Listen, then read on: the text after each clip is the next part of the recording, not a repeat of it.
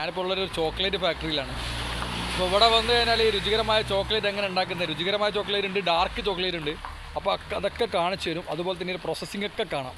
അപ്പോൾ സാക് സഫാരിയുടെ ഇന്നത്തെ എപ്പിസോഡുള്ളത് നമ്മുടെ പക്രന്തളം ചുരത്തിലെ ചാത്തങ്കോട് നടയിലെ ഇവിടെ എൽസ്പി എന്ന് പറഞ്ഞ ഒരു ചോക്ലേറ്റ് ഫാമിലാണ്. അപ്പോൾ അവിടെ പോയിട്ട് ചോക്ലേറ്റ് ഉണ്ടാക്കുന്നതും അതുപോലെ തന്നെ ചോക്ലേറ്റ് ടേസ്റ്റ് ചെയ്യാനും ഒക്കെ ചാൻസ് ഉണ്ട്. അപ്പോൾ നമുക്ക് അതൊക്കെ ഒന്ന് കണ്ടു നോക്കാം. ഓക്കെ, ഈ ജാറിലുള്ള 2 വസ്തുക്കൾ.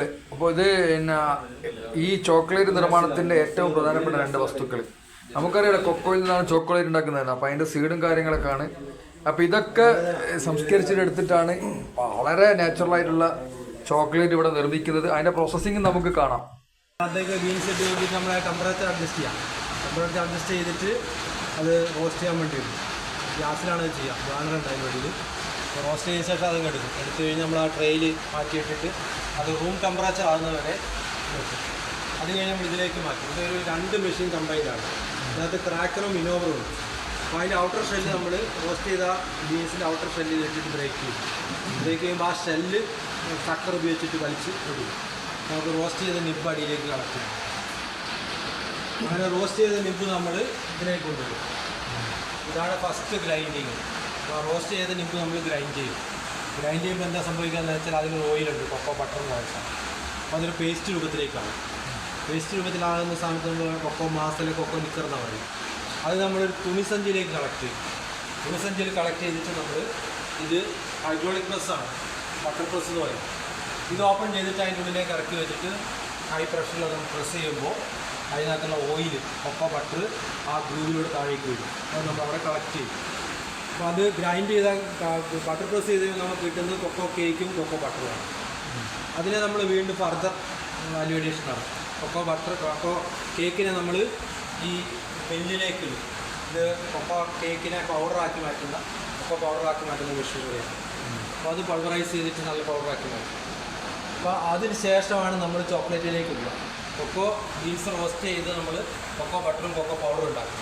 അത് കഴിഞ്ഞ് നമ്മൾ ചോക്ലേറ്റ് ഉണ്ടാക്കുന്ന പ്രോസസ്സിലേക്ക് പോകാം. ഇത് ഒരു ബ്ലെൻഡിങ് മെഷീനാണ്.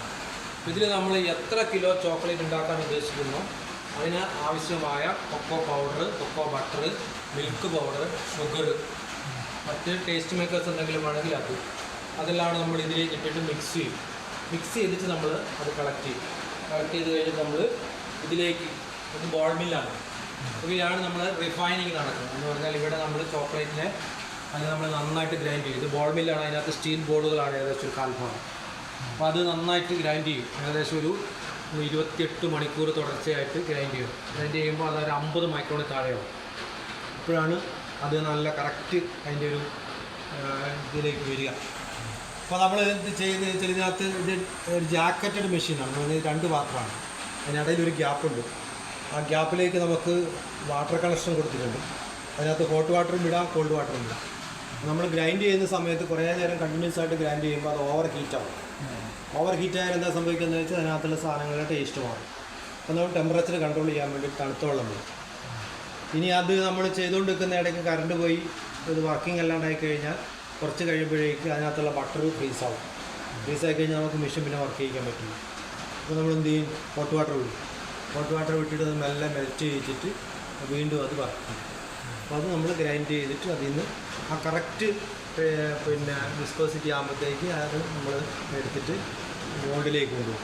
ഇത് 2 ഒരേ മെഷീനാണ്.